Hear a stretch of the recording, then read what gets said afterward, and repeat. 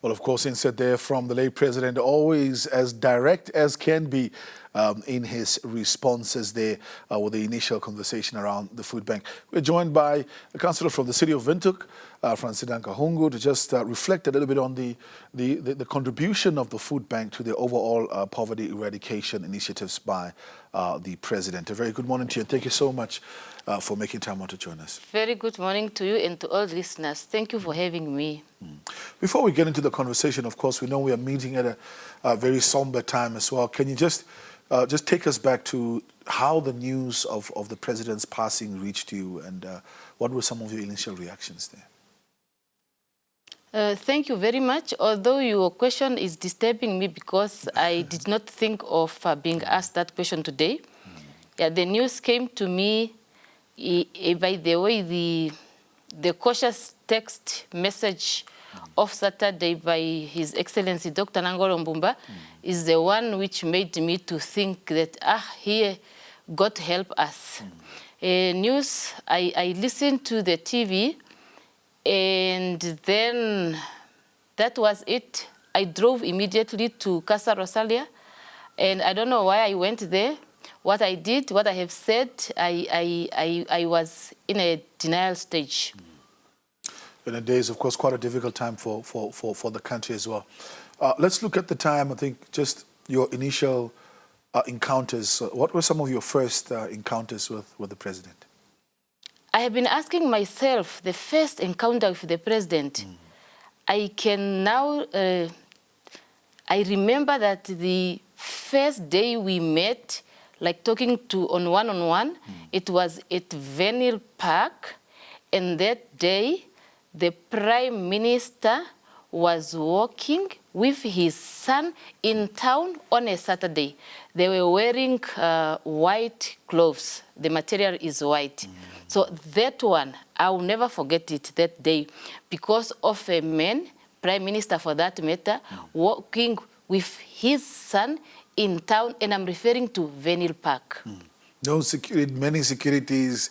I am telling you, they were freely walking, and he was now talking to each and every person on the street. So I want to record that as the first encounter, which I don't want to forget, because it's one of the good examples which all men must take to be with their children, to respect their children, and to have that love of their children. If we look at this, of course, Councillor Kahungu, also, we know that particularly the rural areas have been severely affected by the issues around inequality, and the program around poverty reduction, the introduction of the food bank was meant to assist with regards to that. Talk to us around the food bank and what it meant, the value that it brings for the community members. By the way, maybe of correcting a little bit or amending your statement, the food bank mainly was for urban and peri-urban areas, while the rural area was catered for by the drought relief program, of course, with the school feeding programs. Yes. Yeah, it was just an amendment which I wanted to make there. But the rural areas, remember, the social safety nets consist of, or in the past, there were like 8. You have the food bank, social grant to the old people, you have the school feeding program, drought relief program, you have the marginalized people, and you have now these children who are orphans and vulnerable. Let us not forget the pension grants, which includes also, of course, when they passed on. So we are talking about disability grants as well. Yeah. Disability grants, can you see? So we are talking about many social safety nets, so in the rural area. So, but we need to look now at the impact all these grants and 100%. assistance What have is the been doing. impact of these grants? Yeah. I think while we are celebrating and mourning and remembering the good things done by the president, we need to ask ourselves, what are the socio-economic impacts to the beneficiaries? And we need also to find out, are many people benefiting as they're supposed to be? the government, of course, I'm happy that the Executive Director of the Ministry of Gender Equality, Poverty Eradication and Social Welfare was just here. It is time now for us to find out if all these grants and assistance, are they doing what they're supposed to do? Are we assisting the many people we want to assist? So then we need to, from now on, we have to think about coming up with the national database and record all those who are benefiting either from public, private, or any other organizations.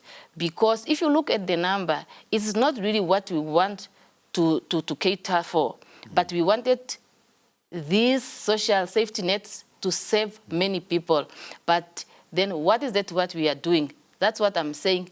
As we are celebrating, it is time to assess ourselves moving forward so that we make the idea of the president a reality.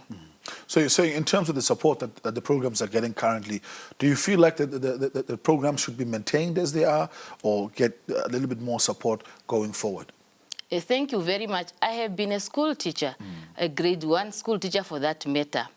So the programs are good, the intentions are good.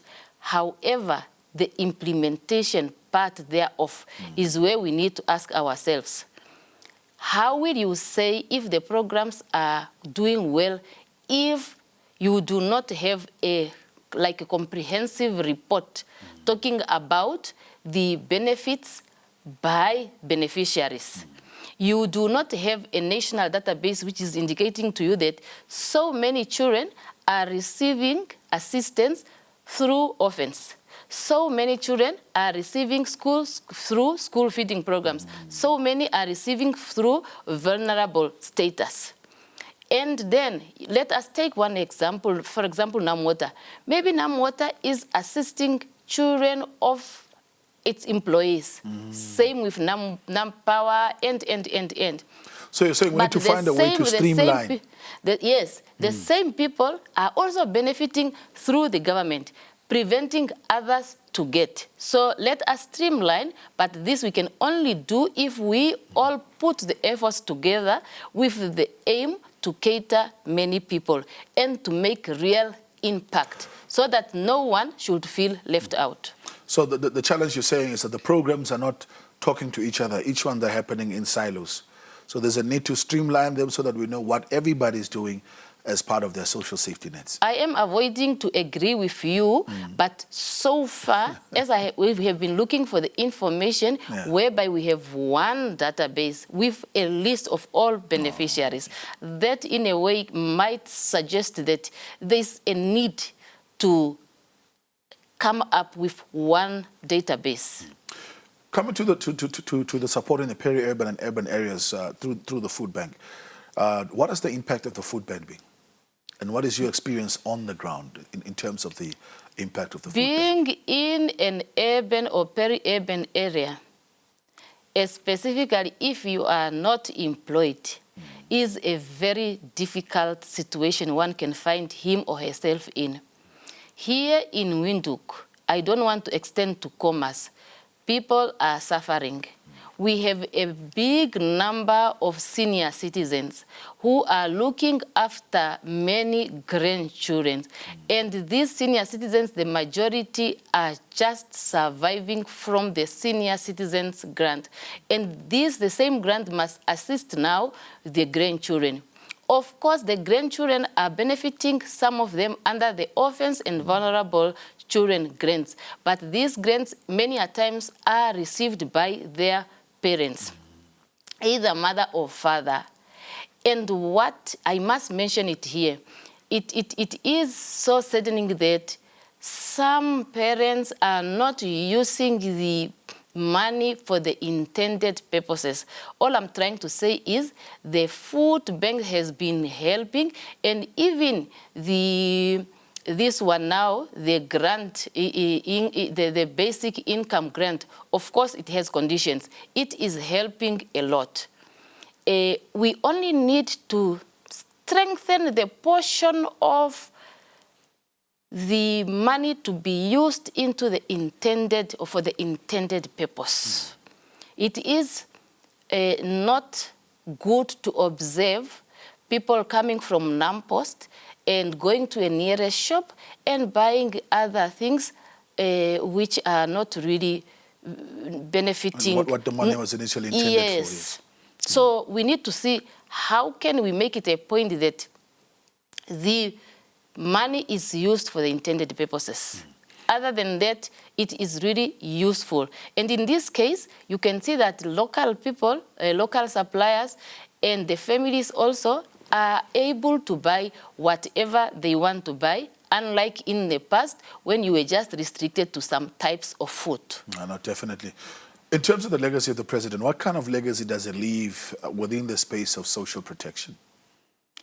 Who will forget a person who created the ministry talking about poverty eradication? It was his wish for poverty to be eradicated completely. I must allow the opportunity to thank people who have been working together with then Prime Minister and Minister and the President for removing poverty in Namibia. It is doable. The way he thought about it is because it's doable. We just watched the video now. The official launch or the starting of the Foodbank was made in Fidel Castro School. And this is a school which is named after a hero in Cuba, whereby it was observed that there, socially, no one is suffering. So the legacy which must remain and which we must remember is that one of beginning the poverty eradication program. So it's now for us to continue so that Namibia one day will see poverty eradicated. It might not be completely, but to the extent which each one is living happily in Namibia. What is your message to the Namibian nation at this time? Namibian nation at this time, I am saying, we have been listening for the past 2 weeks. All good things, good ideas, good programs, good policies which the president wanted and started. By the way, they started already a long time ago. So Namibians, I am saying, only when we love one another, then we will start now do good things for the benefit of another person. The Bible told us that love one another as you love yourself. And the golden rule and the golden thing which we must, all of us do is do unto others what you want them to do unto you. So in all our dealings, let us think about another person as the president was always thinking about the others. That's why he said no one should feel left out, and we must all pull into one direction. And your constituency, of course, we'll be expecting thousands of visitors over the next couple of days in preparation for the funeral of the president. What is your message to your constituency, the residents of Windhoek, at a time when we're expecting such an influx of guests? We appreciate that the family agreed that the funeral will take place here at Heroes Acre. That means that Windhoek will be tested to be seen how ready are we to receive visitors. I must say that we are ready. City of Windhoek has already a preparatory committee which is aiming to meet the government preparatory committee halfway. So as residents, let us receive visitors. Let us do all what we can do. Let us show love to one another. But most of all, let us abide to rules and regulation as put already there. Thank you very much, Councillor Kahungu, for making time out to join us. Thank you very much for having me. Councillor Francina Kahungu, of course, just reflecting on the social safety nets that the president had introduced, of course, in both rural areas as well as in the peri-urban and urban areas as well. Also, at the same time, indicating the readiness that the city has to receive the influx of international guests that will be coming in. But more so than not, I think the most important message from her is that we need to continue to show the kind of love that we have for ourselves to each other. And that's the only way we'll be able to assist and eradicate the problem of poverty in the country. We continue